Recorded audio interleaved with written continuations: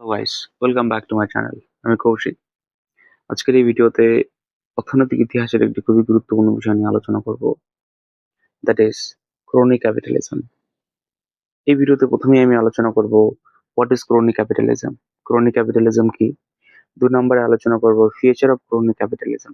এই যে crony capitalism রয়েছে, এটার বৈশিষ্ট্যগুলি কি কি?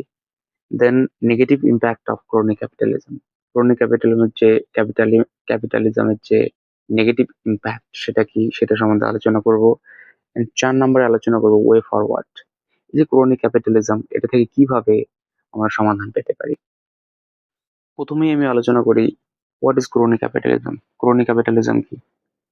Crony capitalism is an economic system where businesses succeed because of political connection and favoritism, not merit or fair competition.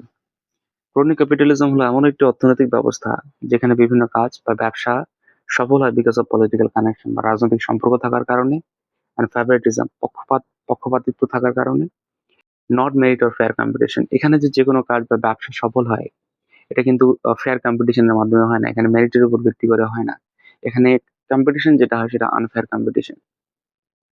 Actually আমরা যদি দেখি প্রকৃতপক্ষে যে ক্রোনি ক্যাপিটালিজম হলো এমন একটি অর্থনৈতিক ব্যবস্থা যেখানে বিভিন্ন বড় বড় কোম্পানি বা বড় কোনো সংস্থা কি করে, যে রুলিং পার্টি রয়েছে তার সাথে একটা সম্পর্ক গড়ে তোলে।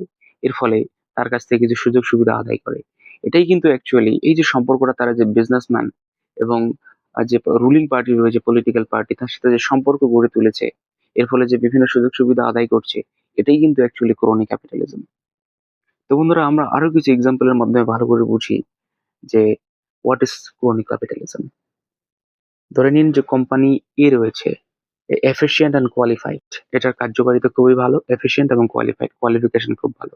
অন্যদিকে কোম্পানি বি রয়েছে, ইজ লেস এফিশিয়েন্ট, এটার এফিসিয়েন্সি খুব কম, বাট এটার কার্যকারিতা খুবই কম, বাট হ্যাজ পলিটিক্যাল কানেকশন, কিন্তু এর কি রয়েছে, পলিটিক্যাল কানেকশন রয়েছে বা রাজনৈতিক সম্পর্ক রয়েছে রুলিং পার্টির সাথে বা বিভিন্ন যে পাওয়ারে রয়েছে সেই পার্টির সাথে, পলিটিক্যাল পার্টির সাথে তার কি রয়েছে, কানেকশন রয়েছে।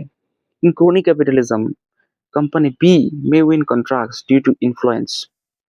ক্রোনি ক্যাপিটালিজমে কি হবে, কোম্পানি বি যে রয়েছে লেস এফিশিয়েন্ট হওয়া সত্ত্বেও, এটা কার্যকারিতা খুব কম থাকার সত্ত্বেও, ক্রোনি ক্যাপিটালিজমে কি হবে, কোম্পানি বি কি হতে পারে, যে সরকারের যে বিভিন্ন প্রজেক্ট বা কন্ট্রাক্ট, সেটা কি করতে পারে, সেটা উইন করতে পারে ডিউ টু পলিটিক্যাল ইনফ্লুয়েন্স। এখানে পলিটিক্যাল ইনফ্লুয়েন্স থাকার জন্য, রাজনৈতিক ইনফ্লুয়েন্স থাকার জন্য। বন্ধুরা, এখন আমি আলোচনা করি ফিউচার অফ ক্রোনি ক্যাপিটালিজম, অর্থাৎ এই যে ক্রোনি ক্যাপিটালিজম রয়েছে এটার বৈশিষ্ট্যগুলি কি কি। প্রথমে রয়েছে close business and political nexus. Crony ক্যাপিটালিজমে কি হয়, যে বিজনেসম্যানরা এবং বিভিন্ন কোম্পানি বা বিজনেসম্যানরা এবং যে পলিটিক্যাল পার্টি রয়েছে, রাজনৈতিক যে বিভিন্ন দল রয়েছে, তারা কি করে একের সাথে মিলেমিশে কাজ করে। And then favouritism and preferential treatment. এখানে কি হয়, ক্রোনি ক্যাপিটালিজমে কি হয়, এখানে ফেভারিটিজম কাজ করে, অর্থাৎ পক্ষপাতিত্ব কাজ করে। অর্থাৎ কিছু কিছু কিছু পার্টিকুলার কিছু মুষ্টিমেয় কিছু কোম্পানি, মুষ্টিমেয় কিছু বিজনেসম্যান, তারা কি করে বিভিন্ন টেন্ডার, সরকারের বিভিন্ন টেন্ডার বা লাইসেন্স বা ট্যাক্স, এই সমস্ত বিষয়ে কি করে বিভিন্ন সুযোগ সুবিধা পেয়ে থাকে। And then lack of fair competition, অর্থাৎ যেই পার্টিকুলার দেশে ক্রোনিক ক্যাপিটালিজম রয়েছে সেই দেশে কিন্তু ল্যাক অফ ফেয়ার কম্পিটিশন, সেখানে কিন্তু কম্পিটিশন কিন্তু ফেয়ার ভাবে হয় না, যথার্থভাবে সেখানে কিন্তু কম্পিটিশন হয় না। কম্পিটিশন সেখানে কোয়ালিটির উপর হয় না, সেখানে কম্পিটিশন হয় যে কার সাথে, সম্পর্কের উপর ভিত্তি করে, কোন কোম্পানির সে পলিটিক্যাল পার্টির সাথে যোগাযোগ আছে সেটার উপর ভিত্তি করে। And then policy manipulation.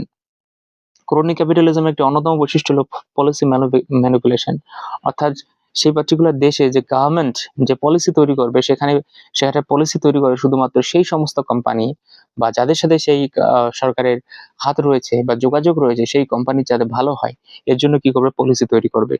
And then corruption and ব্রিভারি, অর্থাৎ দুর্নীতি এবং ঘুষ ক্রোনি ক্যাপিটালিজমের একটা অন্যতম বৈশিষ্ট্য। দুর্নীতি এবং ঘুষ দিয়ে যে বিভিন্ন যে বড় বড় কোম্পানিগুলো রয়েছে, তারা কিন্তু বিভিন্ন সুযোগ সুবিধা গ্রহণ করে সেই সরকারের কাছ থেকে, সেই পলিটিক্যাল পার্টি থেকে। And then monopoly and oligopoly formation. Chronic ক্যাপিটালিজমের একটি অন্যতম বৈশিষ্ট্য হলো যে মনোপলি এন্ড অলিগোপলি ফরমেশন। এখানে শুধুমাত্র মনোপলি তৈরি হয়, একটি পার্টিকুলার কোম্পানি, কোনো একটি কোম্পানি বা কিছু মুষ্টিমেয় কোম্পানি কিন্তু কোনো পার্টিকুলার দেশে কিন্তু রাজত্ব করা শুরু করে। তো তারাই কিন্তু ধীরে ধীরে বৃদ্ধি পেতে থাকে। তো গোটা যে প্রত্যেকটি ক্ষেত্রে বিজনেস, ইকোনমিক ক্ষেত্রে হোক বা এডুকেশন ক্ষেত্রে হোক বা প্রত্যেকটি ক্ষেত্রে তারাই কিন্তু ধীরে ধীরে কি হতে থাকে, মানে পাওয়ারফুল হতে থাকে, তারাই সম্পূর্ণ দেশটাকে গ্রাস করে ফেলে। And then weak regulation and selective enforcements. Chronic capitalism একটা অন্যতম বৈশিষ্ট্য হলো যে উইক রেগুলেশন। এখানে যে রেগুলেশন থাকে খুব কম। যে পার্টিকুলার কোম্পানিগুলি কাজ করছে, সেই পার্টিকুলার কোম্পানি কোনো দেশে কাজ করছে, তাদের কিন্তু তাদের উপর সরকার, তাদের উপর যে পলিটিক্যাল পার্টি আছে তারা কিন্তু অতটা রেগুলেশন করে না, অতটা তাদেরকে নিয়ন্ত্রণ করে না। And then access to easy credit and bail out. যখনই সেই কোম্পানিগুলি বিভিন্ন ইসে করে তাদেরকে বিভিন্ন যখন তাদের প্রয়োজন হয় সরকারের, তখন সরকার তাদের সহযোগিতা করে। এবং যখনই কোম্পানিগুলি কি হয় বিভিন্ন সমস্যার মধ্যে পড়ে, যেমন ধরে নাও যে দেউলিয়া হওয়ার যখন পথে তারা চলে যায়, তখন কি করে সরকার তাদের অর্থ দিয়ে সহায়তা করে। বন্ধুরা, এগুলি কিন্তু মূলত ক্রনিক ক্যাপিটালিজমের বৈশিষ্ট্য। আমরা যদি দেখি এই ক্রনিক ক্যাপিটালিজম কোনো একটা গণতান্ত্রিক দেশের জন্য কিন্তু খুবই ক্ষতিকারক। এখন আমি আলোচনা করি negative impact of chronic capitalism. অর্থাৎ এই যে ক্রনিক ক্যাপিটালিজম রয়েছে, এটার যে নেগেটিভ ইম্প্যাক্ট বা খারাপ প্রভাব কি। প্রথমে রয়েছে ডিস্টর্টস দ্য ফ্রি মার্কেট কম্পিটিশন। এটা কি করে ক্রনিক ক্যাপিটালিজম মার্কেটে যে ফ্রি মার্কেট কম্পিটিশন, যে সবাই ব্যবসা করতে পারে, এটা সুযোগ একেবারেই নষ্ট করে দেয়। অ্যান্ড দেন ইকোনমিক ইনএফিসিয়েন্সি, অর্থাৎ যে অর্থনৈতিকভাবে যে কার্যকারিতা যে ইনক্রিজ হবে কোনো একটা দেশে, সেটা কিন্তু নষ্ট করে দেয়। অ্যান্ড দেন ইনক্রিজ ইনইকুয়ালিটি, এটার ফলে কি হয় যে যে অসমতা, এটা অসমতা বৃদ্ধি পায় এবং শুধুমাত্র মুষ্টিমেয় কিছু কোম্পানি বেনিফিট পায়, তারাই শুধু বিভিন্ন সুযোগ সুবিধা পায়, অন্যান্য যে কোম্পানিগুলি রয়েছে বা অন্যান্য যে বিভিন্ন যে উদ্যোগী রয়েছে তারা কিন্তু সুযোগ পায় না। এন্ড ইনক্রিজ দ্য কারাপশন, এর ফলে কি কারাপশন ইনক্রিজ হয়, যেহেতু পলিটিক্যাল পার্টি বা যে বিজনেসম্যান তাদের একে অপরের সাথে সংযুক্ত রয়েছে, এর ফলে যে কারাপশন বা ঘুষ নেওয়ার যে বিষয়টা, এটা কিন্তু ধীরে ধীরে বৃদ্ধি হয় এই ক্রনিক ক্যাপিটালিজমে। এটা কিন্তু একটা খুবই খারাপ। And then loss of public trust, এর ফলে কি হয়, যেহেতু সরকার শুধুমাত্র সেই সমস্ত কোম্পানিকে হেল্প করে, তখন কি হয় যে সাধারণ মানুষ সে সরকারকে তখন কি করে না, সরকারকে তখন বিশ্বাস করে না, তখন সরকারের কথাতে বিশ্বাস করে না। এর ফলে কি হয় যে সরকারের যে কোনো কথার, মানে পাবলিকের কাছে সরকারের কোনো কথার দাম থাকে না, পাবলিকের কথার, মানে সরকারের কোনো কথা পাবলিক শোনে না।